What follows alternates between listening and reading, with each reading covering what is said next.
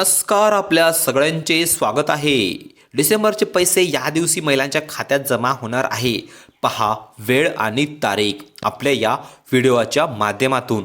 त्याकरिता व्हिडिओला शेवटपर्यंत नक्की बघा आणि नवीन असल्यास आपल्या यूट्यूब चॅनेलला नक्की सबस्क्राईब करा. तर मित्रांनो, अजित पवार म्हणजेच राज्याचे उपमुख्यमंत्री यांनी दिलेल्या एका नवीन मुलाखतीमध्ये त्यांनी सांगितले आहे की डिसेंबर हप्त्याचे पैसे महिलांना कधी मिळणार आहेत. तर तुम्हाला सांगू इच्छितो की मुख्यमंत्री यांनी म्हणाले की डिसेंबर हप्त्याचे पैसे महिलांच्या खात्यावर येत्या काही दिवसात जमा होणार आहेत.